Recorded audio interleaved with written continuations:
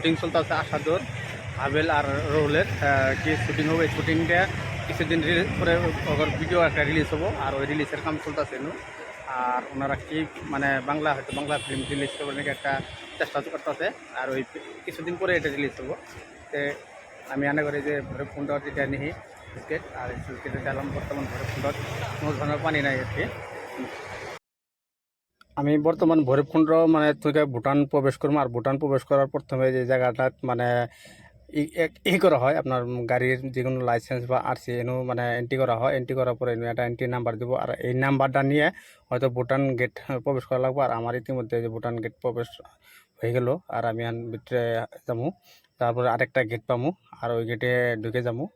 আর এই যে আমি ইতিমধ্যে মানে ঢুকলাম, প্রথম গেটে ঢুকলাম, আর দ্বিতীয় গেটটা পাবো। তারা হয়তো ভুটান আই পাইছি, আর ভুটানের যে তেল বাড়িতেছে বর্তমান ভুটানে ডিজেলের দাম 767 দাম বহুত কম আছে ভুটানের। আর আমি ভুটানের যেটা নাকি মেন ডিপুতে আই পাইছি, আর গাড়ির তেল ভরাইতেছি আমার গাড়ির। আর এই যে তেল মানে ইতিমধ্যে ভরাইলাম। আর বর্তমান ভুটানের তেলের দাম 67 টাকা, মানে আসামে যেহেতু 91 টাকা, কিন্তু ভুটানের 67 টাকা বহুত ডিফারেন্স। কেজিতে প্রায় 30 টাকা ডিফারেন্স ভুটানের তেল আর আসামের তেল। সে বহুতে ভাবে যে ভুটানের তেলে মাইলেজ দেয় না, আমি কিন্তু ভুটান থেকে তেল ভরাই, আর ভুটানের তেলে মোটামুটি ভালো একটা মাইলেজ দেয়, খারাপ না। মানে হয়তো মানুষ কয় যে ভুটানের তেল ভরাইলে তেল মানে কোনো মাইলেজ না, সুন্দর মাইলেজ একটা দেয় ভুটানের তেল। এই 67 বর্তমান আপনারা দেখুন 67 টাকা 31 পয়সা বর্তমান ভুটানের তেলের দাম।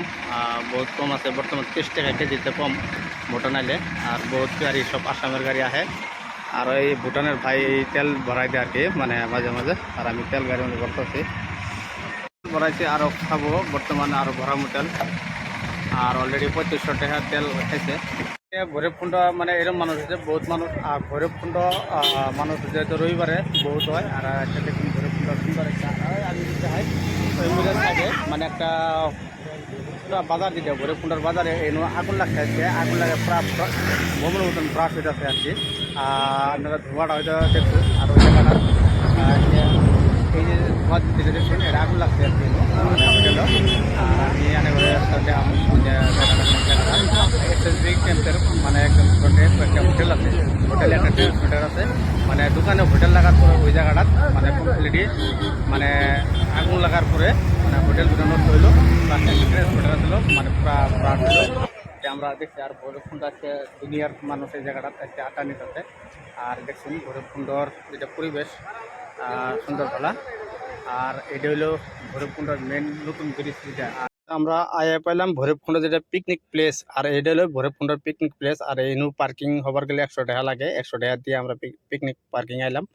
আর এই জায়গাটা এত সময় কম হয়েছে, যেহেতু এটা জানুয়ারি ফেব্রুয়ারি মাস না, তথাপি ধরুন কিরম জনসংখ্যা মানে প্রত্যেকটা রবিবারে মানে মানুষের না এর বহুত ভিড় হয়। আর নদীর ভিতরে পুরা জাম হয়ে আছে, মানুষের গাও গোসল করতেছে এই জায়গাতে। প্রত্যেকটা রবিবারে আইলে বহুত ভালো লাগে, আর পরিবেশটা ধরুন সুন্দর, মানে মানুষ এই জায়গাতে জমা হয়ে আছে। তে আমরাও পাইলাম। তো বাকি ভিডিও আপনারা দেখতে থাকবেন, শেয়ার করবেন।